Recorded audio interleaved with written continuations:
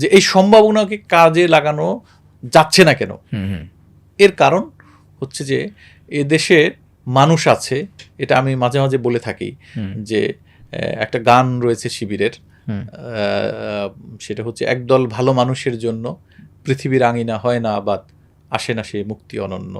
একদল ভালো মানুষের জন্য, একদল ভালো মানুষ দরকার একটা দেশ বদলানোর জন্য, কিন্তু এই দেশে ভালো মানুষের অভাব। আমাদের 16 কোটি মানুষ রয়েছে, 18 কোটি মানুষ রয়েছে, কিন্তু ভালো মানুষ নাই। এই জন্য আমি অনেক সময় বলি যে মিতালি মুখার্জির সেই গান, এই দুনিয়া এখন তো আর সেই দুনিয়া নাই, মানুষ নামের মানুষ আছে দুনিয়া বোঝাই, এই মানুষের ভিড়ে কোনো ভালো মানুষ নাই। আচ্ছা, এই ভালো মানুষের, আমি গানের এই অংশটাকে বদলে ফেলেছি।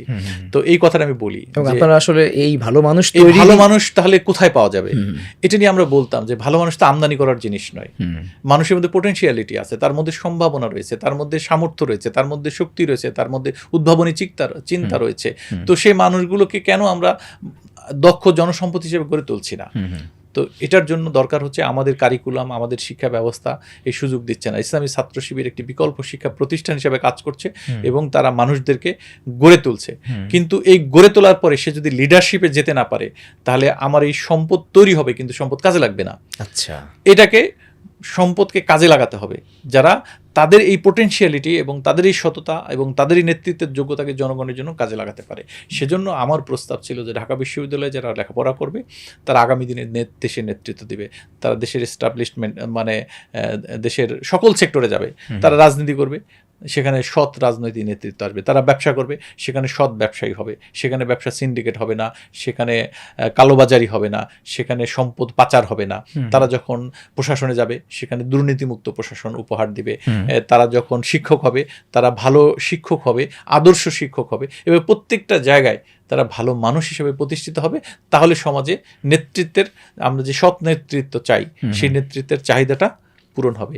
সেজন্য শিবিরকে প্রচলিত ধারা রাজনীতির থেকে বাইরে এনে একটি গঠনমূলক রাজনীতি করার জন্য এবং একটি উৎপাদনশীল রাজনীতি করার জন্য এবং তাদেরকে নেতৃত্বকে বিকশিত করার রাজনীতি করার দিকে আমরা মনোনিবেশ করি।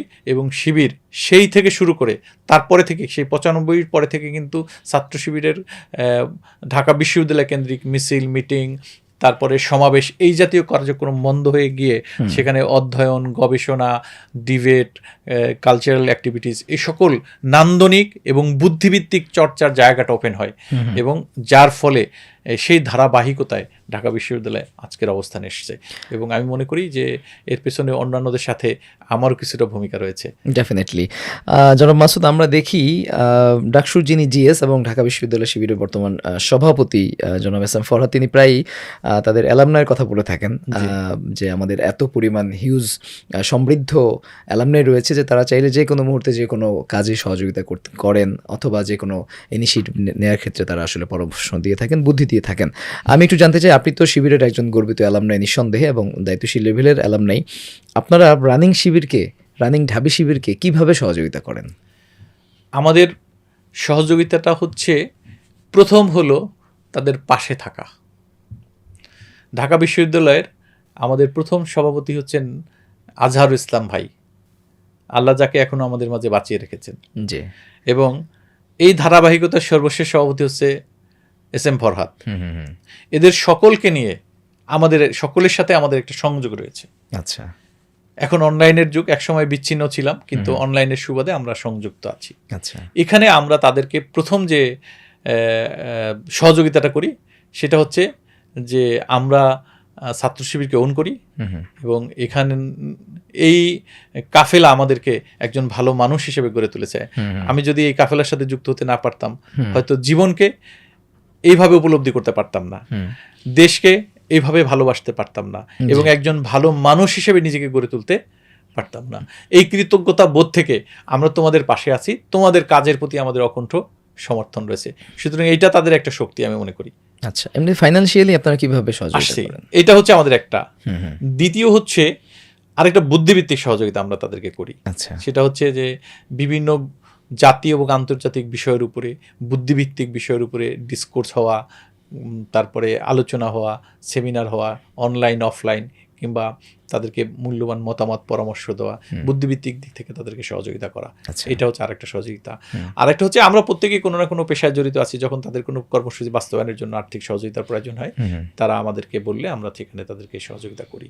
সেটি প্রত্যেকে যার যার সামর্থ্য অনুসারে, হয়তো কেউ দেশের বাইরে যারা আছেন ওনারা অনেক ভালো কন্ট্রিবিউট করতে পারেন, আবার যারা আমরা দেশের মধ্যে আছি আমরাও আমাদের মতো করে কন্ট্রিবিউট করতে পারি। ফলে আলহামদুলিল্লাহ তাদের এবং এটি নিয়মিত করছেন। নিয়মিত বলতে যখন প্রয়োজন হয়। ওকে, এখানে দুটো অবস্থা আছে।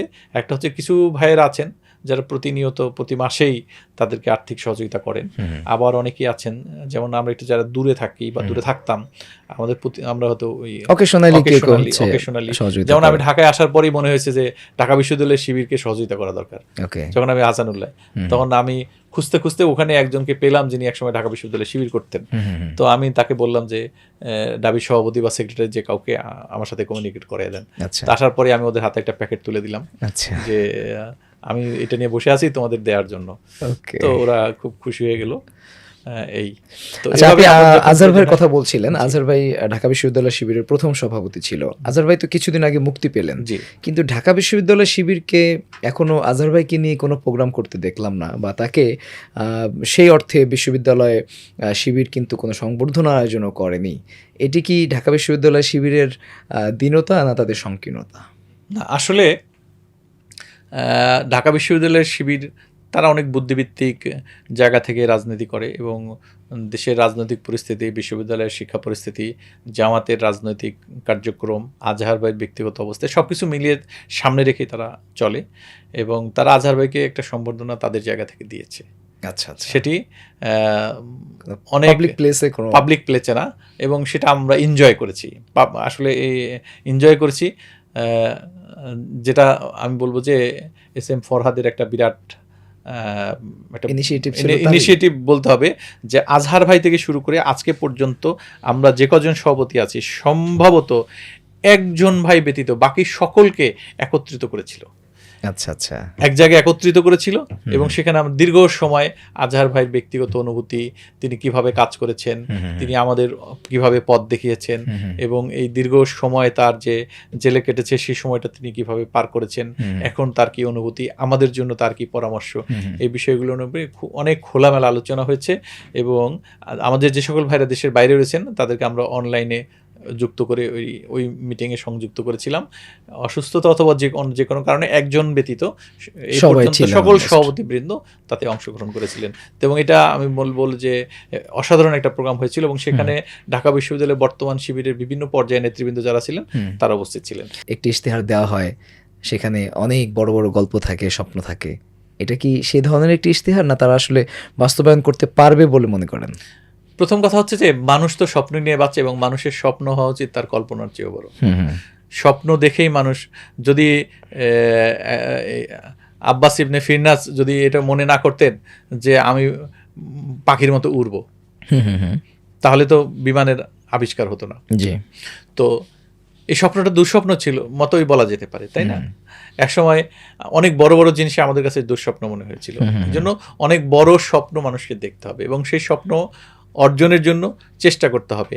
এখন আমি যদি অনেক বড় একটা স্বপ্ন দেখি এবং সেটি বাস্তবায়নের জন্য যদি আমি সর্বোচ্চ আমার প্রচেষ্টাটাকে সেখানে নিয়োজিত করি, তাহলে আমরা সকল ক্ষেত্রে 100% সফলতা অর্জন না করতে পারলেও আমরা একটা ভালো কিছু একটা অর্জন করতে পারবো।